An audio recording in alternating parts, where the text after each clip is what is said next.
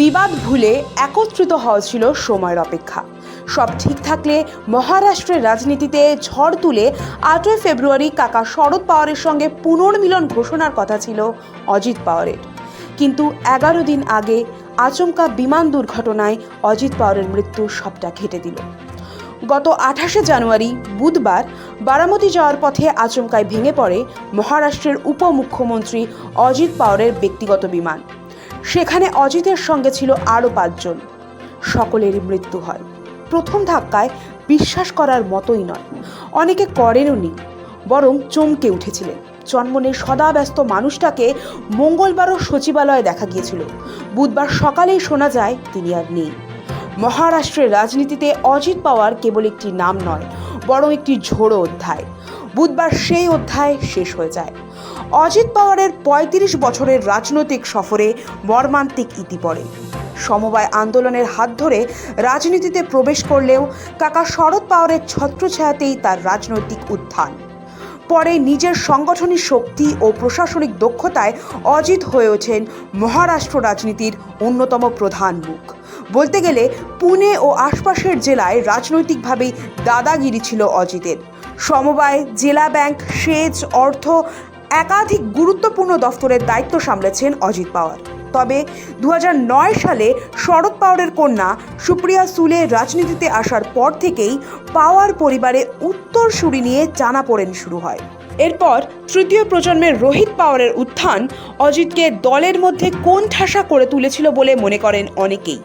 2019 সালের ভোররাতের নাটকীয় সরকার গঠন থেকে শুরু করে 2023 সালে এনসিপি ভাঙন, অজিত পাওয়ারের রাজনৈতিক জীবন বারবার শিরোনামে এসেছে। নির্বাচন কমিশন অজিত পাওয়ারের গোষ্ঠীকেই আসল এনসিপি হিসেবে স্বীকৃতি দেয়। 2024-এর বিধানসভা নির্বাচনেও 41টি আসনে জিতে তিনি প্রমাণ করেছিলেন মহারাষ্ট্রের রাজনীতিতে তার প্রাসঙ্গিকতা কতটা গভীর। একনাথ শিন্ডে সরকারের সঙ্গে যোগ দিয়ে মহাজোটী জোটের অন্যতম স্তম্ভ হয়ে ওঠেন অজিত পাওয়ার। তবে এই দীর্ঘদিনের বিবাদ ভুলে একত্রিত হওয়া ছিল সময়ের অপেক্ষা। সবটা চূড়ান্ত করে ফেলেছিল এনসিপির 2 শিবির। সব ঠিক থাকলে মহারাষ্ট্রের রাজনীতিতে ঝড় তুলে 8ই ফেব্রুয়ারি কাকা শরদ পাওয়ারের সঙ্গে পুনর্মিলন ঘোষণার কথা ছিল অজিত পাওয়ারের। কিন্তু 11 দিন আগে আচমকা বিমান দুর্ঘটনায় অজিত পাওয়ারের মৃত্যু সবটা ঘেঁটে দিল। 2 পাওয়ার শিবির মিশে গেলে রাজনৈতিকভাবে যে ক্ষতির মুখে পড়তে হতো বিজেপি তথা শাসক শিবিরকে, সেটা এড়ানো গেল। সদ্য পিম্পরি, চিচওয়াড় ও পুনের পুরসভায় ঐক্যবদ্ধভাবে লড়াই করেছে এনসিপির 2 শিবির। তাতে আশানুরূপ ফল আসেনি, তবে সেটা ছিল জোট। 2 শিবির আলাদা প্রতীকে লড়াই করেছিল। এবার মহারাষ্ট্রের জেলা পরিষদের নির্বাচনও যৌথভাবে লড়ার ব্যাপারে চূড়ান্ত সিদ্ধান্ত গ্রহণ করে ফেলে 2 শিবির। এবার আর আলাদা আলাদা প্রতীকে নয়, 2 শিবিরের প্রার্থীরাই অজিত পাওয়ারের এনসিপির ঘড়ি প্রতীকে লড়ার ব্যাপারে চূড়ান্ত সিদ্ধান্ত নেন। আর সেটা হলে বারামতি, পুনের আশেপাশে বিজেপি ভালো মতোই ধাক্কা খেত, কারণ এই ঘড়ি এনসিপির আসল প্রতীক। শরদ পাওয়ার এই প্রতীক হারানোর পর তার নিজস্ব ভোট ব্যাংকে ভাঙন ধরেছিল, সেটা ফেরানোই লক্ষ্য। জানা গিয়েছে পর্দার আড়ালে কাকা শরদ পাওয়ারের দল এনসিপি এবং নিজের এনসিপিকে মিলিয়ে দেওয়ার ব্যাপারে শিলমোহর দিয়েছিলেন অজিত।